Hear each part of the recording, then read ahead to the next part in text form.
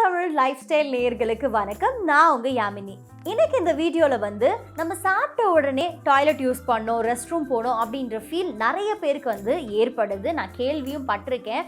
So அந்த மாதிரி ஒரு விஷயம், அந்த மாதிரி ஏன் ஏற்படுது, அது காரணம் என்ன, அண்ட் என்ன செய்யணும் என்ன செய்யக்கூடாது அப்படிங்கிறத பற்றி தான் இந்த வீடியோவில் நம்ம டிஸ்கஸ் பண்ண போகிறோம். ஸோ நம்மளோட குடலோட கடைசி பகுதியான மலக்குடலில் ஏற்படக்கூடிய ஒரு விதமான எரிச்சல்னால தான் உங்களுக்கு சாப்பிட்ட உடனே மலம் கழிக்கணும் அப்படின்னு தோணுது. இது நம்ம பயன்படுத்துகிற அந்த உணவு முறைகள்னாலையும் மருந்துகள்னாலையும் ஏற்படுதுன்னு சொல்கிறாங்க. இதை இங்கிலீஷ் டேர்ம்ஸில் ஐபிஎஸ் அப்படின்னு சொல்கிறாங்க, இரிட்டபிள் போவல் சிண்ட்ரோம்.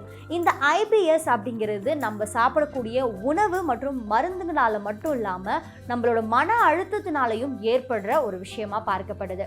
ஏன்னா மன அழுத்தம் இருந்தது அப்படின்னாலே உங்களுக்கு டைஜஷன் ப்ராப்பராக இருக்காது. அதனாலையும் இந்த ஐபிஎஸ் ஏற்படுது. இந்த ஐபிஎஸ் அப்படிங்கிறத 3 வகையாக பிரிக்கிறாங்க. IBS-C, IBS-D and IBS-M. இந்த 3 வகை என்னென்ன, எப்படி வந்தால் இந்த 3 வகைகள் சேரும் அப்படின்றத பார்க்கலாம்.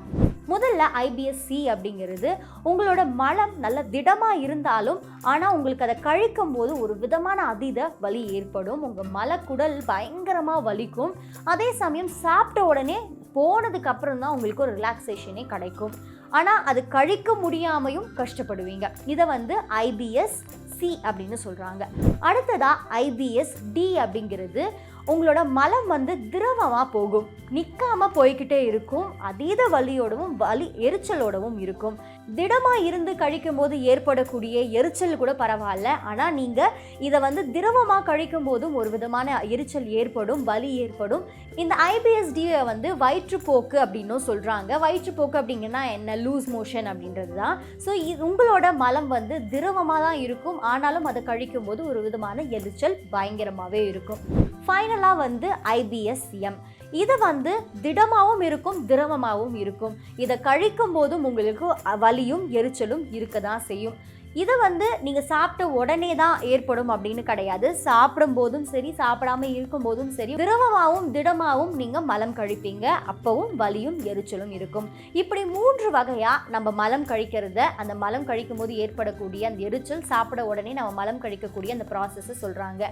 IPSC, IBS-D and IBS-M. இந்த ஐபிஎஸ்ஸை எப்படி நம்ம சரி செய்யலாம், என்ன செய்யலாம் அப்படின்னா, ஃபைபர் அதிகமாக இருக்கக்கூடிய உணவுகளை நீங்கள் சாப்பிடணும்.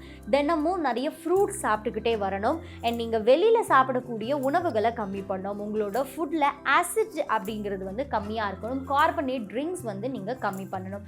இதனாலையும் உங்களோட ஐபிஎஸ் பிரச்சனை விரைவில் சரியாகிறதுக்கான வாய்ப்புகளும் இருக்குது. ஸோ நீங்கள் ஹாஸ்டலில் ஸ்டே பண்ணி படிக்கிறீங்க, அதனால் உங்களால் வெளியே தான் சாப்பிட முடியும் அப்படின்ற ஒரு சுச்சுவேஷன் ஏற்பட்டாலும் சோடா அதிகமாக சேர்க்காத ஹோட்டல்ஸ் என்ன அப்படிங்கிறத கொஞ்சம் தேடி கண்டுபிடிச்சி, ஹோம்லி ஃபுட்ஸாக நிறைய இடத்துல நம்மளுக்கு கிடைக்கும். ஆனால் தேடணும். அப்படி தேடி கண்டுபிடிச்சி அந்த மாதிரி உணவுகளை சாப்பிட்டுட்டு வந்தீங்க அப்படின்னாலே போதும். உங்களுக்கு இந்த ஐபிஎஸ் பிரச்சனை இருந்தது அப்படின்னா அது சரியாயிடும். சரி, இந்த ஐபிஎஸ் பிரச்சனை உங்களுக்கு இருக்குது அப்படிங்கிறதுனால ஏற்படக்கூடிய அறிகுறிகள் என்னென்ன, எப்படி நீங்கள் இதை கண்டுபிடிக்கலாம் அப்படின்னா, உங்களுக்கு சாப்பிட்ட உடனே மலம் கழிக்கணுங்கிற ஃபீலோடு சேர்த்து வயிற்று வலி ஏற்படும். அதே சமயம் அதிகமாக யூரினும் நீங்கள் பாஸ் பண்ணுவீங்க. அடிவயிறு வலிங்கிறது பயங்கரமாக இருக்கும். ஸோ இந்த மாதிரி விஷயங்கள் உங்களுக்கு இருந்துச்சு அப்படின்னா உங்களுக்கு ஐபிஎஸ் பிரச்சனை இருக்குன்னு அர்த்தம். சரி, என்ன செய்யக்கூடாது அப்படின்னு பார்க்கும்போது, வெளியில் அதிகமாக மசாலா சேர்க்கக்கூடிய உணவுகளை சாப்பிடாதீங்க. அதுவும் சிலர் 90 ரூபீஸ்க்கு 75 ரூபீஸ்க்கு ஃப்ரைட் ரைஸ் போடுறாங்க, பயங்கர டேஸ்ட்டாக இருக்குது அப்படின்னு சொல்லிட்டு ரொம்பவே விரும்பி சாப்பிட்றவங்க இருப்பீங்க. அதுவும் ஹாஸ்டலில் இருக்கவங்களுக்கு சொல்லவே வேண்டாம். ஸோ நீங்கள் இதை சாப்பிட்றதுனாலையும் இதில் இருக்கக்கூடிய அதிகமான மசாலா கண்டென்ட் உங்களுக்கு ஐபிஎஸ் பிரச்சனையும் உண்டாக்குறதுக்கான வாய்ப்புகள் இருக்குது. உங்கள் குடல் புண்ணாகும், மலக்குடல் இதனாலையும் எரிச்சலாக உங்களுக்கு மலம் கழிக்கும் போது ஏற்படும். ஸோ இப்படி நீங்கள் நிறைய ஃப்ரூட்ஸு, ஜூஸான ஐட்டம்ஸ் ஒரு பக்கம் எடுத்துக்கிறதோடு சேர்த்து மசாலா ஐட்டம்ஸை கம்மி பண்ணிகிட்டே வரணும். ஸ்மோக்கிங் ஹேபிட் இருக்குது, ட்ரிங்கிங் ஹேபிட் இருக்குது அப்படின்னாலும் அதையும் கம்மி பண்ணிட்டு வந்தீங்க அப்படின்னா போதும்.